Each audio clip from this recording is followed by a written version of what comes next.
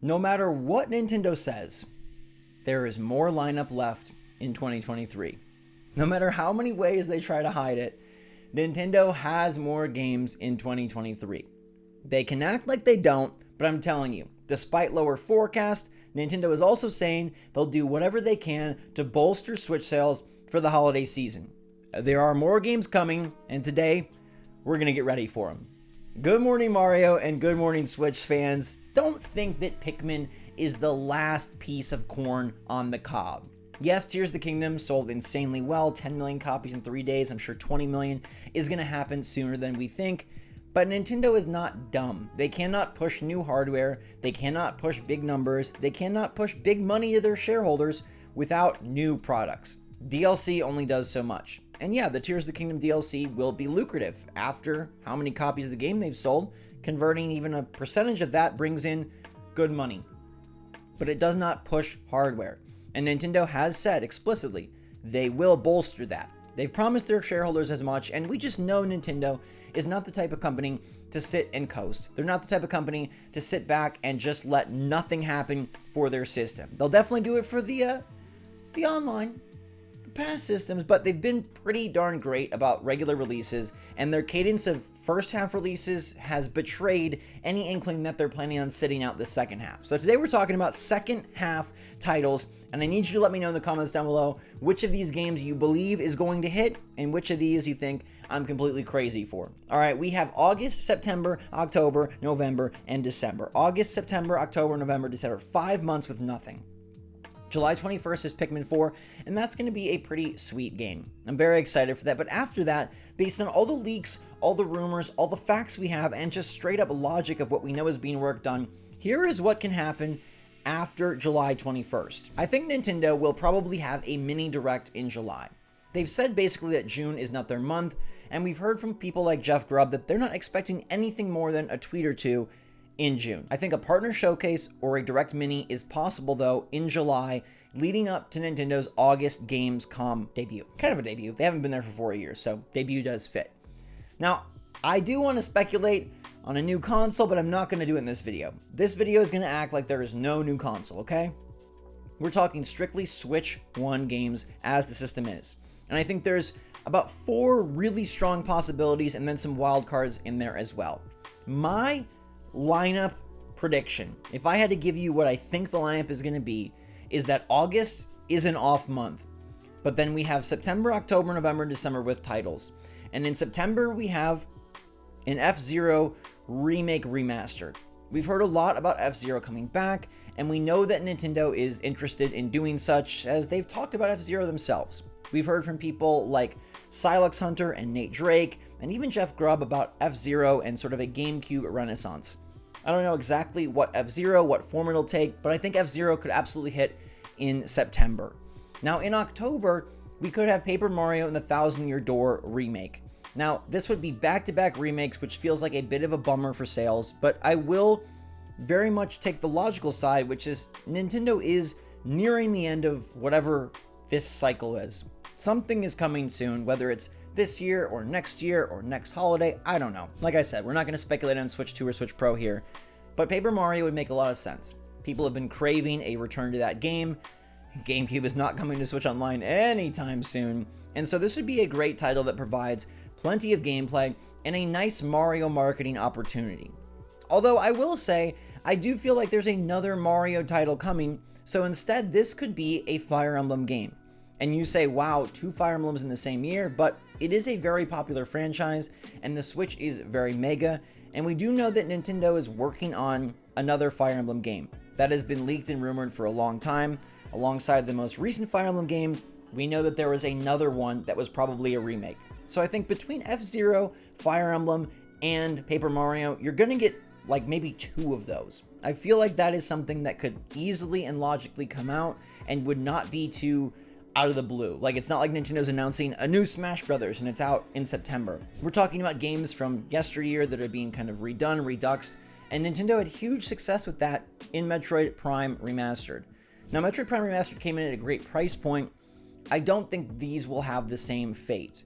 I think if they do an F-Zero or they do a Paper Mario, I feel like these will release as retail products maybe we do get them at $50, but probably $60, especially the Paper Mario and the Fire Emblem. I feel like those definitely can charge $60, and there's a chance that Nintendo is able to offer some sort of extra content, whereas Metroid Prime Remastered didn't do that. As far as I've been aware, Metroid Prime Remastered is mostly a vehicle to support my November title, which I now think could be Metroid Prime 4. I know that sounds kind of crazy, and maybe this game ends up coming out in early to mid 2024, but given the release and success of Metroid Prime Remastered, and given the emptiness of Nintendo's slate, and given the fact that I believe they would rather save 3D Mario for the next system as compared to Metroid Prime 4, I think November is a time where they could drop Metroid. They have built up the Metroid brand about as high as they're going to build it. We know Metroid Prime is not a Zelda seller, it's not a Mario Kart seller, it's not an Animal Crossing seller, but after the success of Dread, the insane review scores and popularity for Prime Remastered, they're about at like as high of a peak as they're going to get for Samus. I think Metroid Prime 4 coming out this November would do super well, and as I've stated with Tears of the Kingdom, I think Prime 4 is a great candidate to show the difference between the current Switch and the next Switch. And so I think putting the game out beforehand might actually serve them well.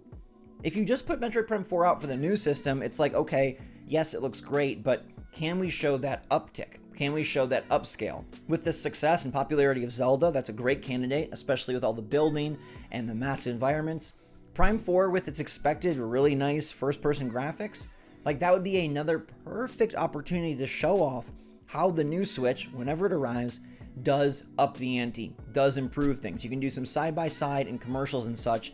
And so I think it might actually benefit Nintendo to have another high caliber, high graphical capability type game like Metroid Prime 4 to show the difference and to be comparative and qualitative in that way so they can say, hey, you need to upgrade.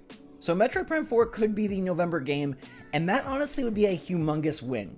Having a year where we get a brand new Zelda in May and a brand new Metroid for the first time in forever in November would be huge. And I think those would be two of the strongest first-party titles Nintendo has released kind of like in the same quarter-ish. I guess it's 2 quarters, but the same, or is it really 3 quarters? I think it's 3. Well, in the same year, okay? We can settle on that. It would be a very impressive sort of back-to-back release of 2 humongous IP, and they could be the best in their franchise, both of them, Tears of the Kingdom and Prime 4, which would be awesome. I then move us to December, and I really think that Nintendo is going to release a 2D Mario or a 2D DK. And I know that's kind of like either or. Both of them are really brilliant, and I think the release depends probably on when 3D Mario comes.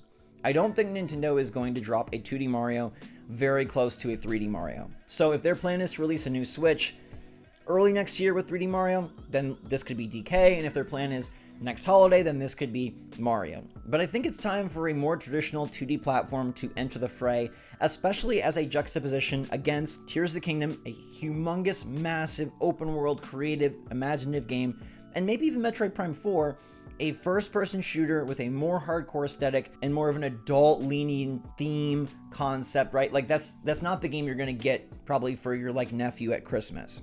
I think a 2D Mario with maybe a new art style, an interesting grouping of characters, maybe some movie tie-ins or movie references could be a great way to really boost Switch sales. I think you really get people excited about the first new 2D Mario on Nintendo Switch in a way that probably DK doesn't do as well, definitely Metroid Prime doesn't do as well, and even games like Pikmin 4 don't do as well. 2D Mario really could capture a whole nother sector of gamers that maybe feel like the Switch doesn't have enough experiences for them. Obviously, there's plenty of retro titles and plenty of retreads, but in terms of a brand new 2D Mario, we know what that did for like the DS, we know what that did for the Wii, and if they are able to evolve beyond the new Super Mario Bros. Brand and into some new sort of Mario Bros. Brand, that could be something that is great for all audiences. It could be a real age spanner. Mario could be exciting, not just enjoyable, but exciting for all types of Switch owners, both current and prospective. I think putting a 2D Mario in the Christmas time frame is a really great way to try and reach that 15 million. Now, in the same vein, DK would be a good tool as well. I don't think it's as strong. I personally would prefer it because I'm a humongous Donkey Kong fan, and I think they're doing everything they can to amp up the Donkey Kong hype, right? They've got the theme park coming. He had a big featured role in the movie, and DK just seems to be the character that they are very concentrated on right now. From Miyamoto to Furukawa, the entirety of Nintendo is given Donkey Kong love, and the Switch has not really shown him much. Tropical Freeze is on the platform, and it's nearly perfect, but it's high time for a new game. And we've heard many rumors about DK being worked on for a long time. I feel like both DK and 2D Mario are games that do not require a huge hype cycle, nor do they necessarily benefit from one. I think you could announce that in August and then have it release in the holiday season and be like, wow, that's a great game to sort of push Switch one last big hump right over the last hill, get it to that 15 million mark this year. Because if you look at it, what other games could do such a thing? I don't think remakes and remasters by themselves are going to help Switch hit that level. I don't even think Metroid Prime 4 would, although it would probably support some new sales. People that were interested in Metroid have probably already picked up a Switch for Dread and Prime Remastered. And I think that was part of the plan, was to seed the install base with Metroid fans so that Prime 4 could be successful after all the money they've sunk in all the years of development.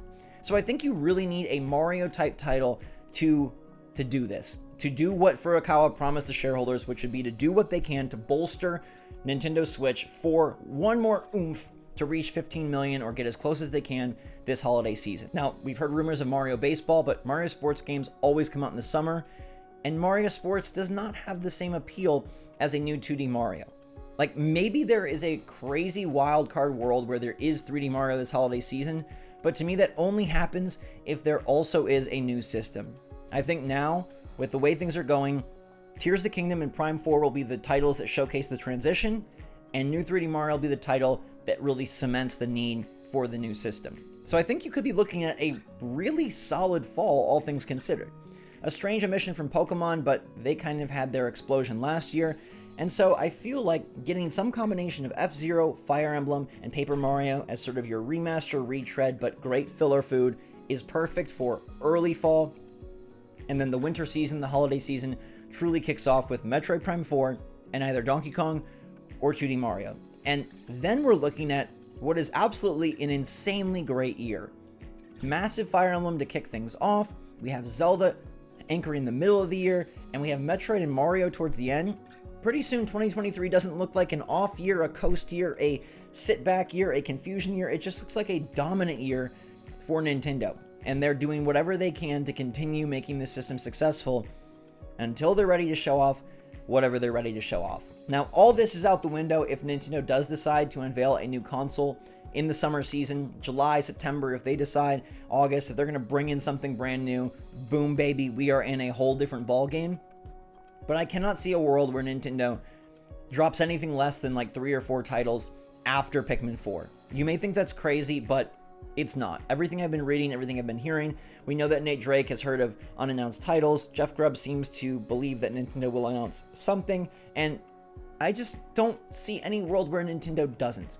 DLC will definitely be a part of it, and there will be some third-party releases as well as smaller indie games as well, but that doesn't sell hardware. Nintendo is committed to trying to reach their goals, investors demand it, and with nothing announced and new on the horizon, Nintendo has to wake up. They cannot sleep the rest of the year and coast on these 10 million Zelda sales. Yes, they were at $70, and that's great, but there needs to be more. And so that's my prediction. I think we're going to get 2 cool remasters, and I think we're going to get 2 pretty awesome new games of a size and stature that right now maybe isn't too believable, but pretty soon will be. I don't know if they're announced on Twitter, I don't know if they're announced at Gamescom, but I think they'll be announced with very quick cycles and quick releases, and will do whatever they can to dominate the holiday season once again, while Xbox tries to figure out what a game is, and Sony, like, they'll have a strong holiday, I think, with Spider-Man 2 and probably Last of Us Factions. That's pretty dang strong, but it's targeting, a very specific audience, and one that Nintendo can appeal to, but also has all these other webs that they are trying to service. So let me know if you think I'm crazy. Let me know if you think these games sound like a pretty likely list, which ones you'd be most excited to play for, and if you would rather have a 2D DK or a 2D Mario to support the Switch sales this holiday season. I'd love to hear from you in the comments down below. Until next time, everybody, stay safe, stay healthy, stay happy, stay positive out there. Thanks again for watching. SwitchForce out.